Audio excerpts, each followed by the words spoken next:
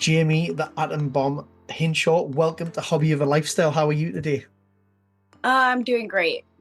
Thank you very much for your time. Jayme, I'm using Jayme, the Atom Bomb.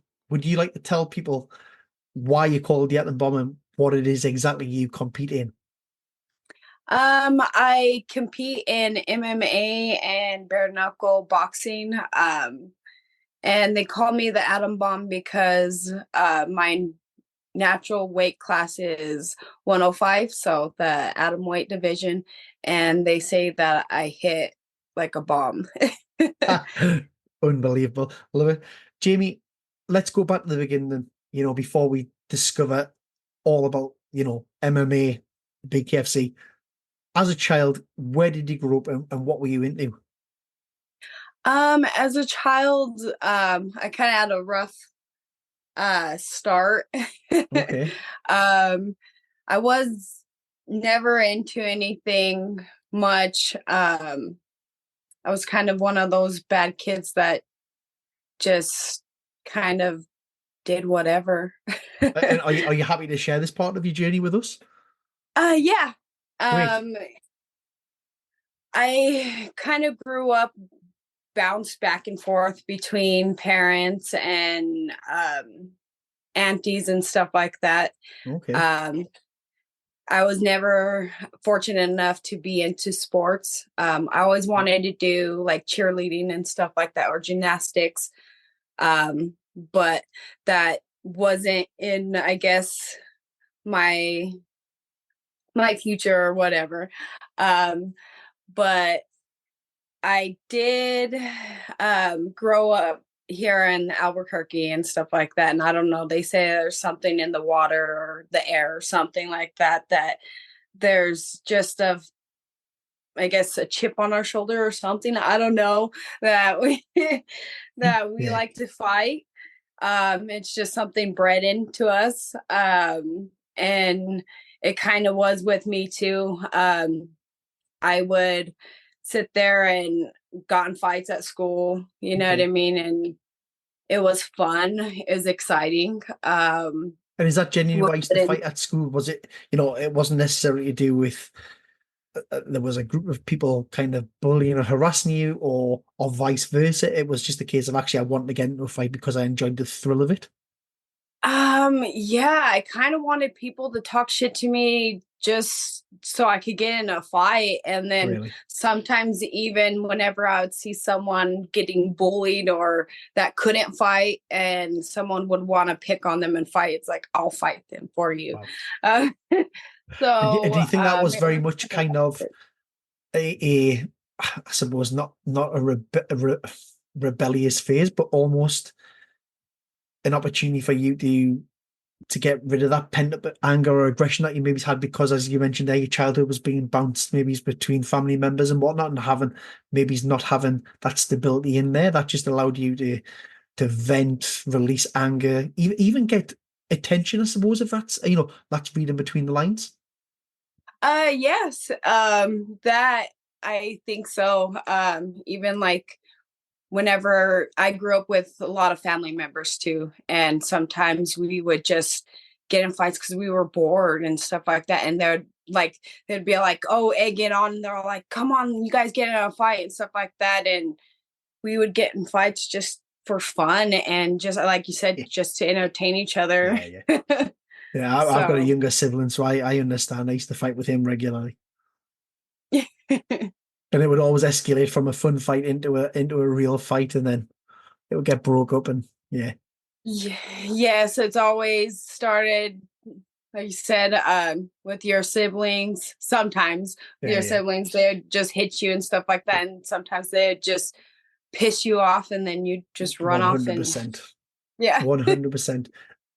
At school, growing up, then you're getting into fights. What was kind of the reaction from I suppose both from your teachers and from your peers as well? Does that sort of start to have a stigma attached to it? Oh my goodness, here's Jayme. We don't want to get on the wrong side of her. Let's not look at her the wrong way because she's probably going to start fighting with me. I had a mouth on me too. Like that was one thing that got me in trouble a lot was my mouth. I couldn't shut up. And um, two, I think it was because of my family members before were kind of, troublemakers. So I already had a reputation without Right. having to Okay. do anything, I Yeah. guess. And Uh, then they see me and then they're all like, yeah, you're yeah. part of that family. And then they seen, I guess, the pattern.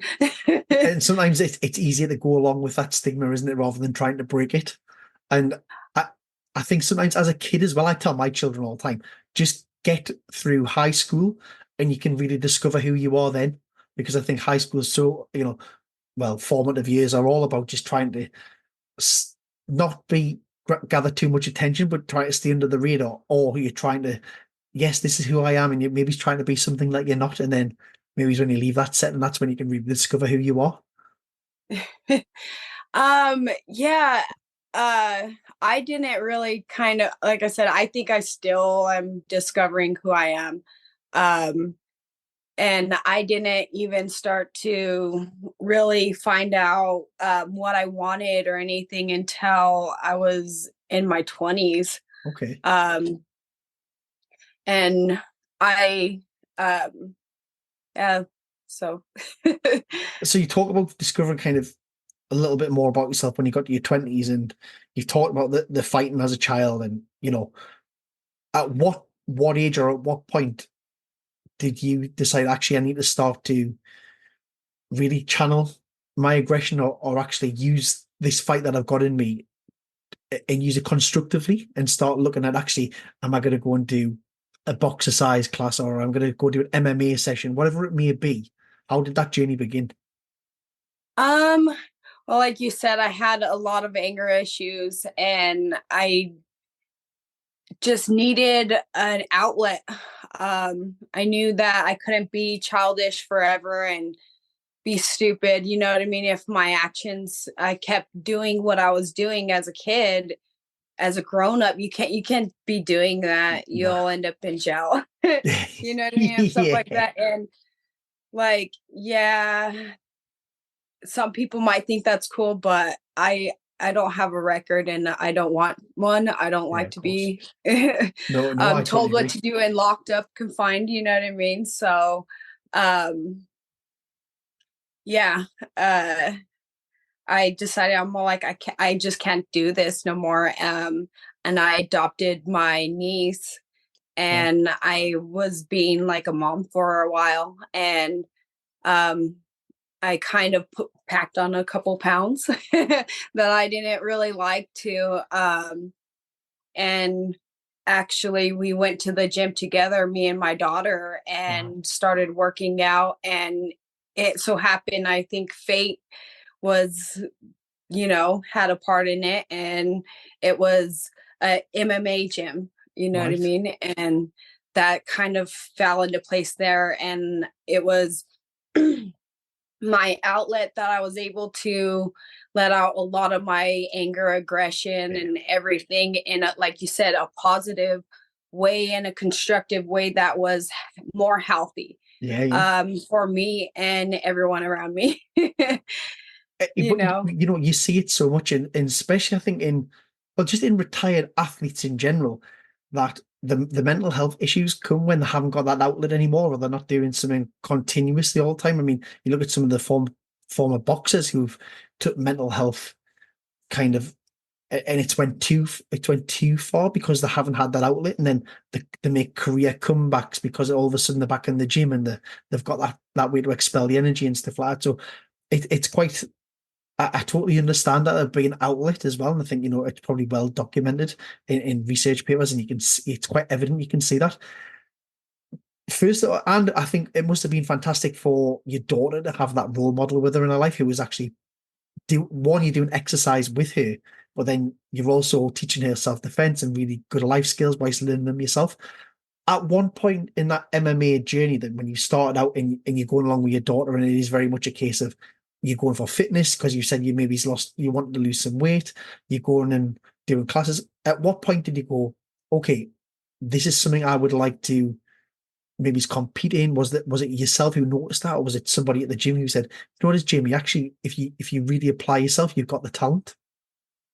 Um, yeah, like I said, it started out as like just a hobby just to get into shape and Yeah, for an outlet. And kind of right away I knew that it was like a thrill, that something that I wanted to work towards. And I did all the classes and everything like that. And um I wanted to just get in there. And like you said too, I had people believe in me behind yeah, me yeah, and said, there's something I think I see in you that, if you want to pursue this, I think you have a good shot.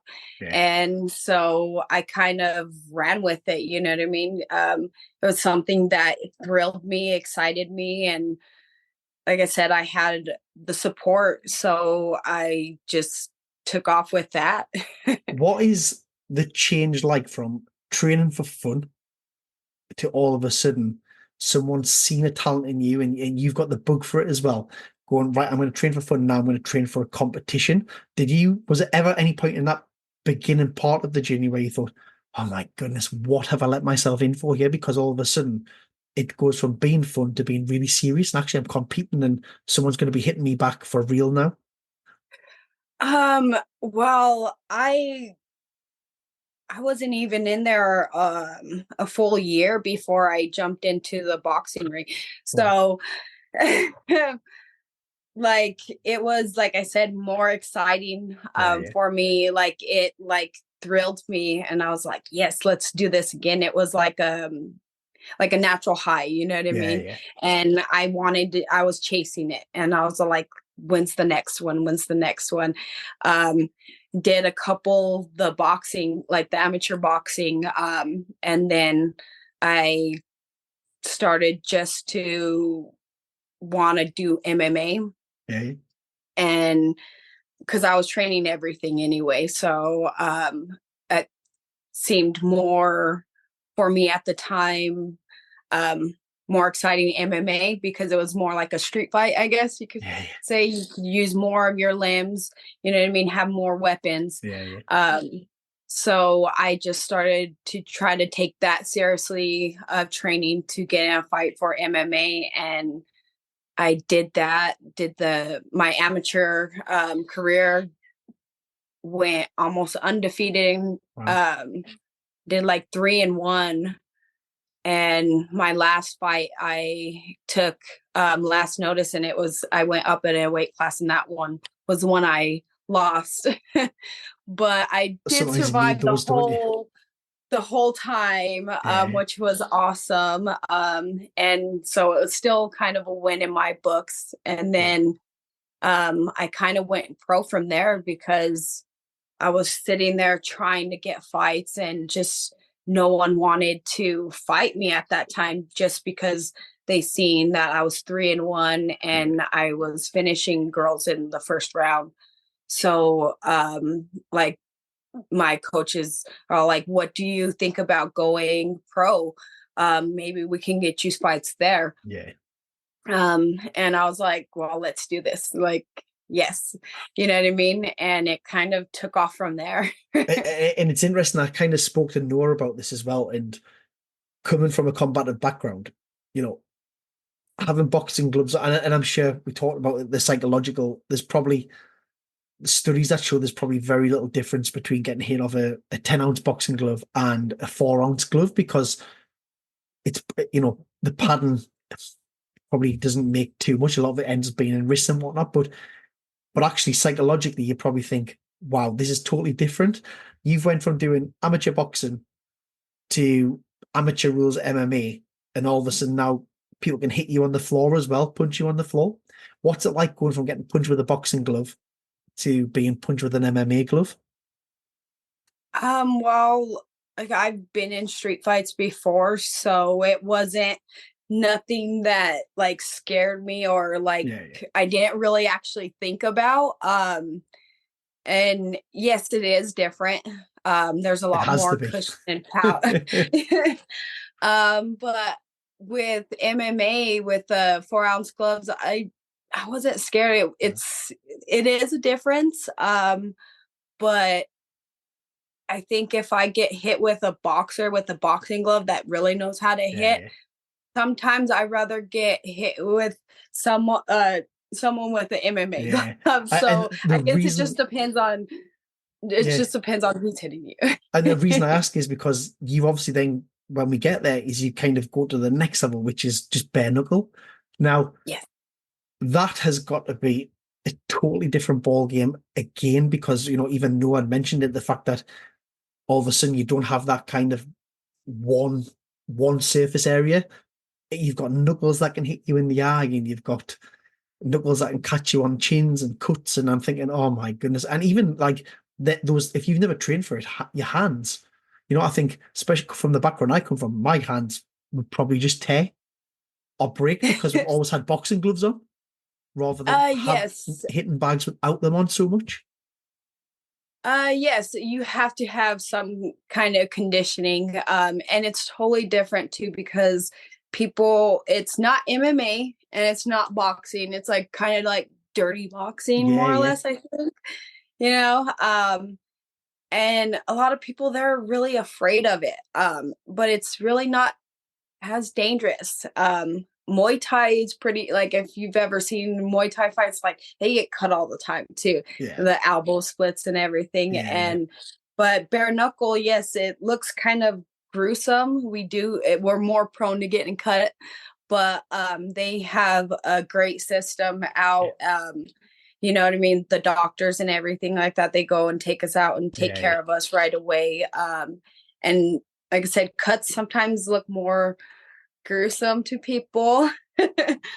Yeah, it's a Thankfully, I haven't had any in the bare knuckle. I have had it in MMA, but I think that'll probably change soon. yeah. I mean, so the pro MMA journey. How many fights was it in the pro MMA journey, and kind of what was the wins losses ratio there? um, with the honestly, I would have to look up my record. I think I did 9 fights or Right. It's so. a I'm not good amount even of fights, isn't it? sure. I know I lost a few. I lost around like 3 or 4 fights. And I won around five, And six. that's I'm the thing, though, too isn't it? sure. Especially when you're doing sort of one fight on one night. You can go to a competition through the day, and you might have 4 or 5 fights in a day, and you might win four and lose the fifth. But I think it seems to be highlighted more when you're only fighting once on the evening, but everyone can have a bad day at the office as well. And there's so many factors they take into account. So sometimes you look at records and go, all right, well, I don't know. Even if you said 3-3, just for argument's sake, like that's still 6 fights, which is still really impressive. And it only shows a result. It doesn't show the actual content of it. So I think, it's very easy to get caught up with records. And I genuinely don't read that much into them, if I'm honest. Yeah, I like I said, I'm not in it for the fame or Yeah, anything. yeah. I'm in it just to fight and just for fun. I love that. So when people always ask me on my record, I'm like, I don't know, I just fight. Yeah, yeah. Yeah, I was But just asking how many fights because I'm wondering what you talk about the amateur boxing and then, oh no, I want to do the MMA.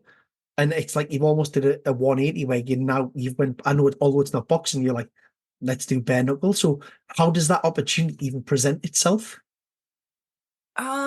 well, I had gotten an offer for bare knuckle before.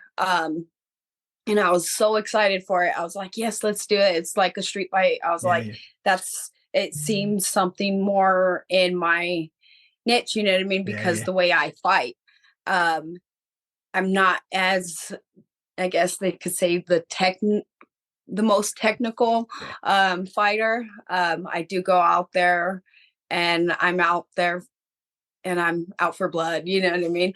Oh yeah, I was Um, watching. so when they came to me, my coach, it was pretty brand new. It was like before the Page Yeah, yeah, Van Zant and everything.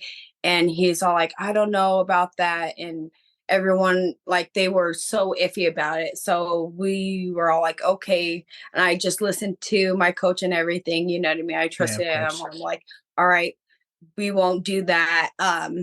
and I stuck to the MMA. Like, I did get a title, and I was the reigning defending champ. So I did do that in MMA, and then I got to go to Japan and fight Wow. there. So um, if I would have taken that, I probably would have not had that opportunity. Yeah, what an So experience. I guess things always align for a Yeah, yeah. reason, you know what I mean? And I And suppose the then fact that you're in there, you're on their radar for the bare knuckle fighting championship to even be on their radar, as you said, maybe it was before a couple of the big names came over from UFC or whatnot and really help escalate that, but to even be on their radar, it gives you that almost a bit of a fallback and a bit of a feel safe to say, well, you've wanted me before, this is what I've done now. Let's go again. yeah, and then they came back around. And then as soon as they did, I jumped on it. I was Yeah, like, I don't care what anyone says. This is what I want. You know what I mean? yeah. I'm getting older. This is my career. And I was like, let's go for it. And my coach, he was all for it. He was backed me, my husband backed me and everything. So we're all like, let's do it. And They pay some game-changing amounts of money at the bare knuckle as well, don't they, at the end of the day? I mean, and not for everybody, but even just against other kind of MMA shows out there and organizations, the money that the BKFC have been able to pump into that organization and pay the fighters deservedly as well.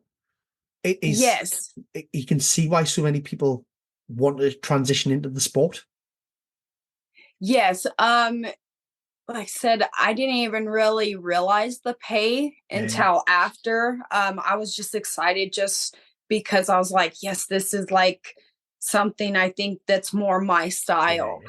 And once I seen the payday too, yes, it's a lot better deserving. It's like they appreciate us fighters a lot more, and that's amazing. I mean, if someone's I'm going all to like, punch you with no we gloves, then I appreciate get that that. so much. Yeah, 100%. As I say, if someone's going to punch you with absolutely nothing on their hands, then and you're going to do the same thing, then you kind of you warrant that pay as well. Talk us through that first fight because as you say, it's very different going from MMA and fighting in Japan. What a massive opportunity as well. But then all of a sudden you're going into what is effectively probably one of the top 5 to 10 organizations in the world that's well known now, especially now. You look at it and Yeah. think, actually, when it comes to any sort of combative world, you think of your boxing worlds, you think of your UFCs, maybe it's your big PFL, Bellator, whatever it is here in Europe, and then bare knuckle fighting's never too far off the end of the tongue.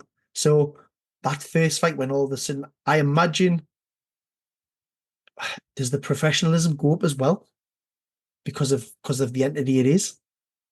Um, I don't know. I wasn't as I don't think perfect.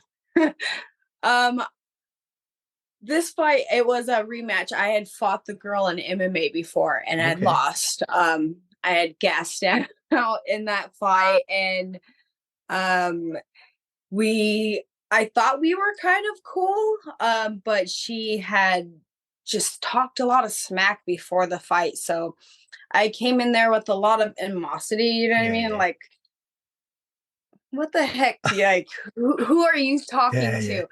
And I just kind of wanted to teach her a lesson. And she had actually had one fight in bare knuckle. right, So, and she was sitting there and she had lost, but she was all sitting there saying that she was gonna do to me what her opponent did to her. right, And I'm all like, you just sound stupid. So I just wanted to go and make a point, and I did exactly what her last opponent did to her, and I beat her that way. right. Um, and then now looking back at it, I kind of wish that I would have like calmed down and had Yeah. my composure to like really give her a ass beating and make her suffer the whole time. Well, but hindsight's a wonderful thing, isn't it? And then, and Yes. then, would you have got the opportunity you got for the second fight if you'd maybe been a little bit more composed and maybe did it a bit more methodically? Yes, it was. Like I said, I was just trying to make a point Yeah, to yeah, her the first fight. The second one, I wanted to show that I wasn't just some brawler that was just going to go out yeah, and yeah, swinging for the fences. Um, that I do have some composure and I do have some technique yeah. too. Just because sometimes I don't display it doesn't mean I Yeah. don't have it. Well, I watched the second fight, and you're fighting a big name within the BKFC there as well. Or certainly, you look at social media and like you kind of know the name straight away when it's mentioned. And I watch that Yeah. fight, and I'm thinking, oh, okay. And then you're watching as it kind of as with the camera pan out, and I'm thinking, has she gone now? Has she gone now? And then she goes down again, and I'm thinking, no, that was good the way, and it was all very direct. I wouldn't have looked at that fight and go, wouldn't have questioned the technique. I thought it looked really clean. Second fight, you got the KO there as well. I mean, and like I say, looks as though it's a big name as well. How does that change anything? The fact that you've went from being 1-for-1, and then obviously you go 2-0, probably against one of bare knuckles' bigger names. Um, no, I'm always like, I'm in here to try to like test myself. You know what I mean? I don't One want to hundred go percent. against just these people that I know that I can beat. Like, what's the fun in that? Yeah, yeah. I know a lot of people like to do that. Taylor. Oh, go on, yeah, shout it out. We'll tag people. We'll call people out. We don't mind. But like, yeah, I want to sit there and test myself. I want to go for the gold. I want to climb the ladder just like I did in MMA. I went there and my goal was to become a champion and to fight in Japan. And I did that. And I became a champion and I defended my title successfully. And then I Yeah, went into Japan and I did what I sought out to do. Here, I want the belt. I called out Britain Hart whenever I was pregnant. Like that was my total goal. As soon as I got into be KFC, I'm like, I want that gold. You know yeah, what I mean? I think it'll look beautiful on my waist and in yeah. probably my closet because that's where my other one is. But I might want to display that one actually One just hundred out percent. there. I don't um, blame you. I yeah, don't blame. so I want to test myself. I want to go after the bigger names. I want to go against these people that are competition just so that like I said, what's the fun in beating someone that you know that you're going to Yeah, I win? totally agree. And you mean you look at that second fight, and I think this would be really interesting to talk about because you talked about the fact that you got pregnant after that second fight as well, and you know it's becoming a bigger now, and it's becoming talked about more. That is the reality for women, is they have to quit or certainly stop careers for a huge period of time because they're going to be parents, and rightly so. Unfortunately, body clocks don't wait for anybody, and it can be right in the middle of kind of, I suppose, the peaks of your powers when it comes to female sport. So can we kind of talk about that? Because I think it's really important to highlight, as I said before, as a father of three little girls, you know, and my wife's a fantastic role model. She comes from a combative background and competed when she was younger before we had the children. But actually, there's still so many women who do compete, have children, and come back. Let's talk about that, because you going from a really, really big win to all of a sudden you're going to have anywhere from sort of 12 to 18 month hiatus. Yeah. Well, I know like we're supposed to be responsible and we should be, you know what I mean, as female athletes. Like um honestly, I never thought I could be get pregnant. Like she's kind of my miracle child. Oh, congratulations. Um Wow.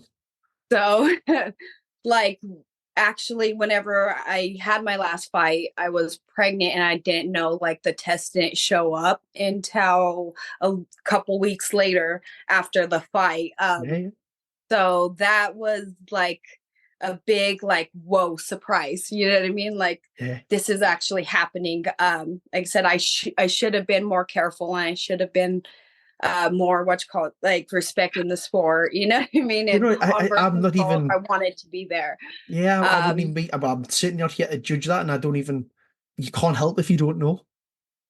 Yeah, like I said, but we know as females that, you know what I mean, that it's always a possibility, I guess, that we should be responsible, just like, you know, making weight. That's Yeah, part of our job. Like of course. we should be responsible to what you call it. And I wasn't, but you know, I wouldn't change it for the world. Nah. I have a beautiful girl now, but I'm getting back into the sport. Like I'm still I want to get back and try to go for, like I said, that title.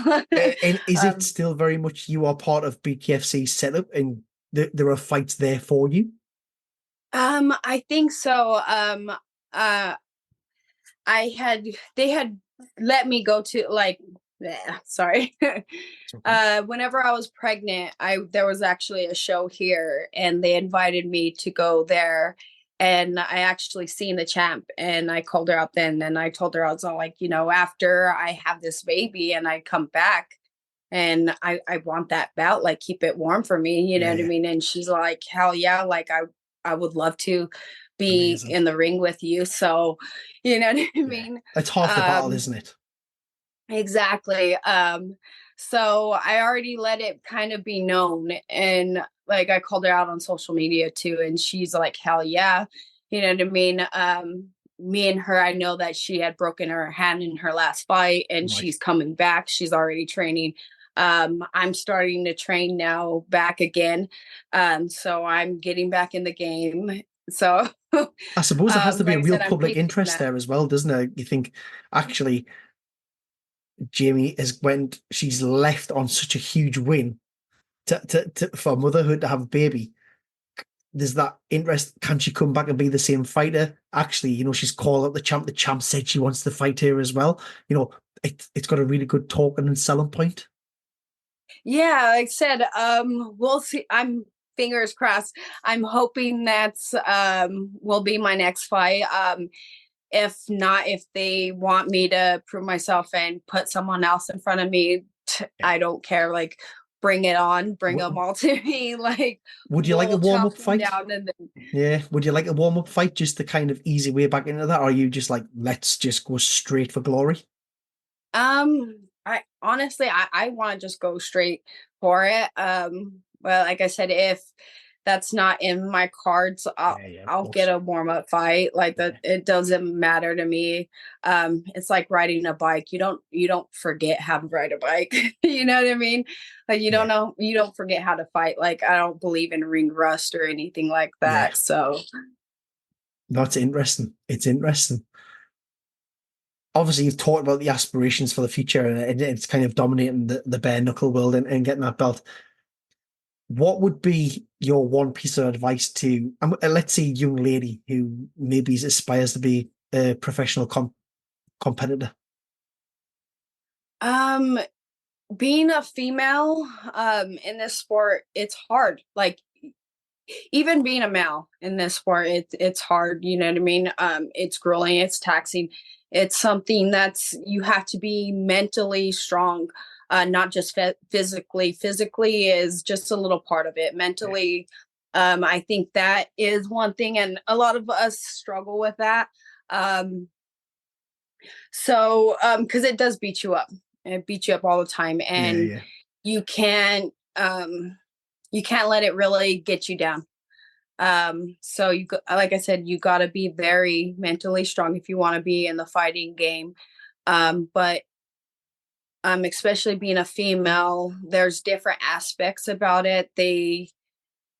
You can't be too girly. Or else they don't take you seriously. But then you have to be pretty. yeah, But if you're too not pretty enough, then oh, you look like a guy and you shouldn't be what you call it fighting and stuff. Like it's so like I guess you have to deal with that high school stupid dumb yeah, aspect of it as yeah. well, not just the fighting. Have And you seen that change, Jamie, over the last sort of 5 or 10 years? Then since you've been competing, have you seen a shift in mentality? So it's I can have a similar conversation when I look at some of the female competitors now, and I agree, and it's wrong. It's totally wrong, by the way. I'm not a fan of it at all. I think that certainly females should just be allowed to compete. It shouldn't. It should. It doesn't matter what you look like. what you're doing on social media, whatever. You should actually just be allowed to focus on being a professional athlete. Yes, that's what sucks is like I was even always told like don't worry about that, like your fighting will speak for itself. Yeah. And it should, like especially like it should, just like for men, Yeah. you know what I mean? Our fighting should speak for itself, but unfortunately it doesn't. And yes, I have kind of somewhat played into the role a little bit, but Yeah. I haven't went full on crazy as most of these people. Like, I don't know. Some of these people, they go and